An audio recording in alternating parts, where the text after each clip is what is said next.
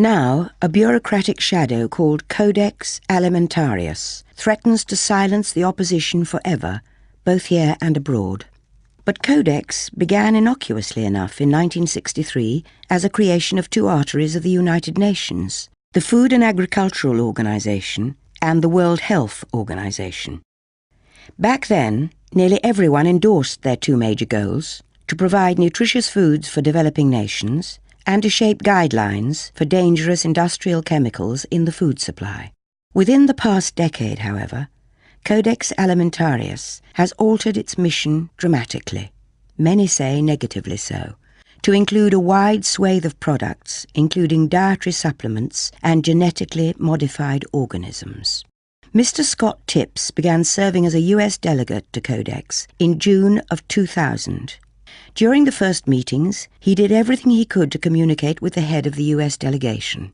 I, in a flurry of notes, passed comments and suggestions and the like to Elizabeth Yetley, who was the American delegate there, and it made no impact. In fact, the only impact I had was to call her during a break and basically be very tough with her about a particular clause that she was trying to remove from the final report. That particular sentence or clause basically said that the United States supports the right of consumers to have free access to vitamins and minerals, and she had unilaterally yanked that from the final reports. This attitude by Ms. Yetley, who is an employee of the US Food and Drug Administration, is reflective of Codex meetings in general. When the WTO, the World Trade Organization, became a reality in the 1990s, the power of Codex was heightened immeasurably. This new worldwide body, devoted solely to the harmonization of trade standards, gave Codex the enforcement capability that had eluded it for decades. Two US congressmen, a Democrat and a Republican, have a philosophical divide on free trade, but agree completely on the dangers of the WTO and Codex.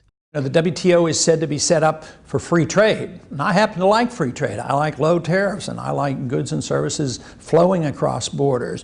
I studied economics in college. I'm a skeptic of the whole theory of free trade, and it really crystallized around the NAFTA and the WTO agreements. I am a champion of national sovereignty, so I do not like the idea of getting involved in what the founders called entangling alliances. I remember talking to Mickey Cantor, the president's special trade representative, and I'd studied a little bit, and I said, I can't understand how we're going to bind ourselves to this agreement, which has a secret dispute resolution process, which has no rules regarding conflict of interest, and they will essentially preempt U.S. law. And then when you go to the next step of becoming a member of the World Trade Organization, means to me that we as a people and as a Congress, we give up too much of our responsibility and our prerogatives. I said, oh, no, you don't understand.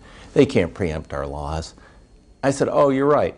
They can just fine us for having our laws, and we can pay perpetual fines because we have laws that protect consumers or the environment, or we can repeal our laws. But now we're talking about turning it over to a world organization that's going to force harmonization. So it's working as designed as far as they're concerned, which is to protect corporate interests and overrule governments and stick it to consumers. And they'll do that under the name of free trade and globalization and pretend that they're on the side of freedom. But actually they're not. They're on the side of regulations and special interests and protection of certain big corporations.